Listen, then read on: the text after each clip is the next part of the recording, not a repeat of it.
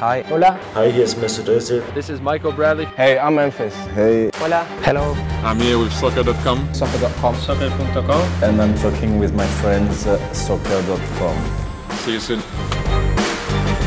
Hey guys, Josh from soccerreviewsforyou.com, back again with another review of the Ace 17 Plus Purecontrol, this time around in the limited edition Champagne Pack colorway. Regular watchers of my channel know that this is one of my favorite boots, so let's get right into what these things are all about. Champagne Pack, the colors of the Predator Mania remake that recently came out and sold out pretty much instantly, but they did include pretty much the entire line in the same colorway scheme as limited edition releases, but with a $20 premium. Instead of 300 bucks, these guys are gonna run you 320. Nonetheless, we'll take a closer look at the colorway in today's video. We'll talk tech specs, we'll talk performance, we'll also take a look at how they fit and feel on feet. So if you wanna learn more, stick around, watch the entire video. If you are interested in a pair of these for yourself, I'll leave a little pop-up on screen, or you can click the first link down below in the description. That'll take you to the review page on my website where you'll find buy it now links with exclusive SR4U coupon codes, where you'll be able to pick these up below their normal $320 retail. Now, it is a limited edition release, so it does come in the special white box that you get with all limited releases from Adidas, as well as that white boot bag. And then of course, because it's a Purecontrol, you get the regular insoles as an extra set, and you also get the shoehorn in the box included with the boots. So, the colorway itself, it is of course part of that Champagne Pack. So you have the champagne color for the upper, which actually looks pretty good. It has that light gold, kind of slightly metallic look to it. And then the sole plate, which looks okay if the entire sole plate is one color, but because you have the clear window with the boost that's a pure white, it just makes the rest of the sole plate, at least on the bottom when you look at it like this, kind of look like clear plastic that has gone yellow. So to me, that's the one aspect about this particular colorway that I don't really care for. It's got the translucent red that are kind of more pink studs, the black Adidas stripes there on the lateral side, the black band down the back, and then of course a little bit of red peeking through at the collar area closer towards the top of the boot. Very simple colorway, but they actually do look quite good. Not going to complain too much about the colorway itself. So, the shoes. I feel like a lot of people, especially new people to my channel, they click on a review of a Purecontrol and they see that a lot of people are asking questions down below in the comments. So they immediately ask their questions before watching the video, and I guess they assume that I'm going to say certain things about the shoes, generally positive things rather than negative things. But if you are watching this video, you've made it to this point, I really want you guys to listen to what I have to say about this boot from a performance standpoint, because I really think objectively, and this is not because I have a vendetta against laceless boots or the Purecontrol or the Adidas brand or any brand or shoe for that matter. I have kind of dedicated my life over the last 4 to 5 years to reviewing products and giving you guys brutally honest opinions. So I'm going to give you a brutally honest opinion that I think you should definitely consider when you are looking to buy a pair of Purecontrols, because really from an objective performance standpoint, I think this is the worst performing shoe out of all the top end models currently on offer from Adidas. And I think that's saying a lot. It's not to say that this is a bad shoe, but I don't think that they are as good as people assume that they are. It's a cool idea. I know people are really enthused about the laceless concept, but the laceless concept is the main flaw with this particular boot. So basically what's going on internally is you have an elasticated material that is basically the enclosure for your foot, but it's elasticated, and that's the main issue here. So the reason why it's elasticated is so you can get your foot in and out of the boot, which means that it actually has to stretch when your foot goes in, and it also has to stretch when your foot comes out. Does that mean it's going to stretch while you're wearing the shoes? Of course it does. It's never 100% secure. So upon intense movements, quick cuts, changes of direction, you're gonna find that that internal material that's holding your foot in place stretches, which means that you lose your lockdown temporarily, which means your foot's gonna slide around on the inside, heel lockdown even when you're not standing and not moving around, when you're not making these intense movements,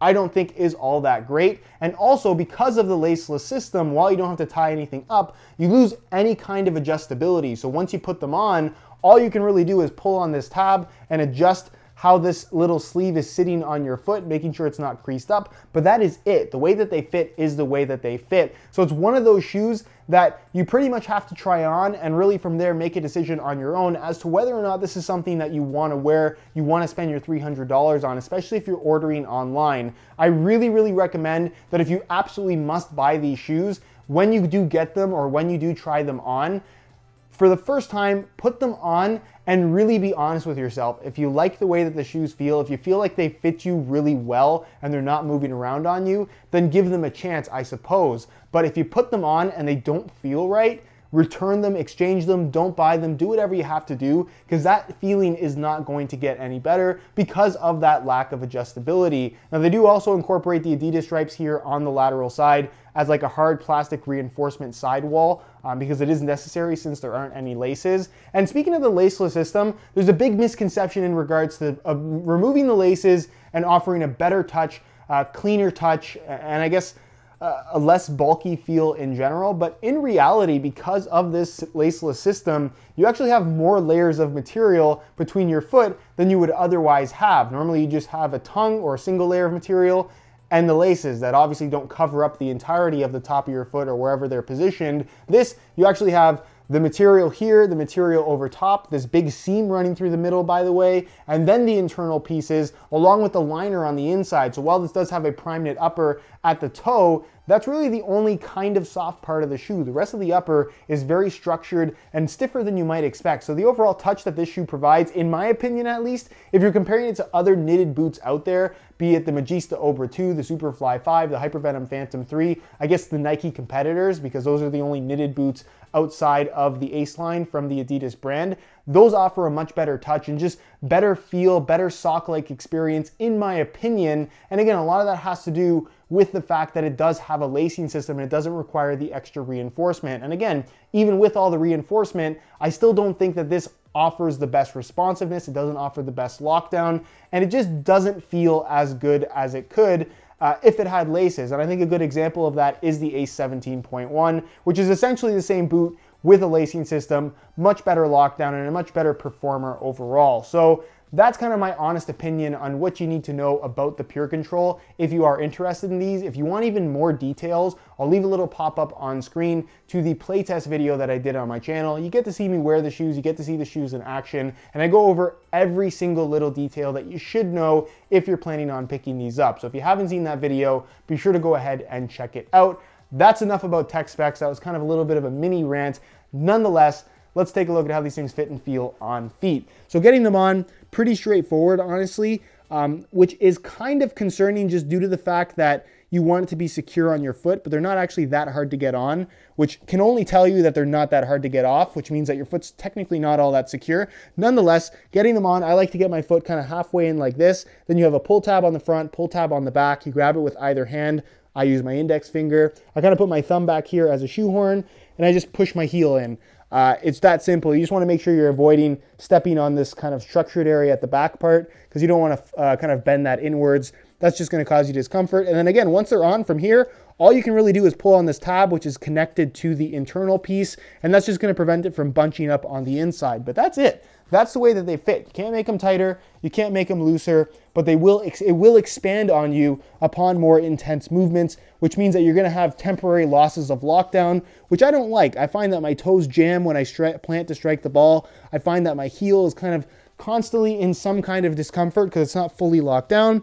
But that's it as far as getting them on. It's a very simple process, so that's really nice about the laceless system. But again, the fit is everything in a pair of soccer cleats in regards to how they're going to feel and as well as how they're going to perform. So for me, I just don't like this. I know a lot of people have these and they really like the way that they feel, but coming from somebody who's actually had the opportunity to wear pretty much every high-end boot from Adidas and pretty much every brand period, I just don't think that these are as good as most top-end boots down because of the laceless system. So in terms of the feel, again, they're going to feel different for everybody based on the specific shape of your foot and how the shape of the boot as well as the laceless system just works with the shape of your foot. So that's why I said earlier that you really have to try them on to kind of get an understanding of what these things are all about. Other key characteristics here, a lot of people like to ask about the boost foam running through the bottom of the shoe as well as, of course, the boost foam insole. And honestly, there's so little of it.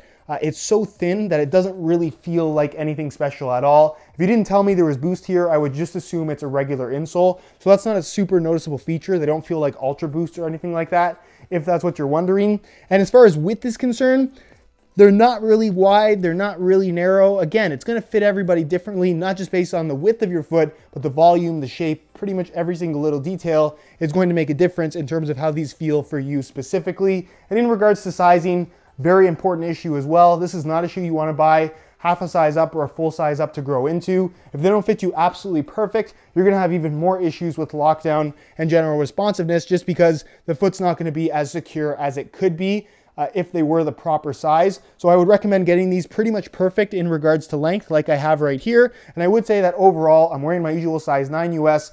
They fit pretty much perfect lengthwise. So if you are looking to get a pair of these for yourself, I would personally recommend going true to size in order to achieve the best possible fit.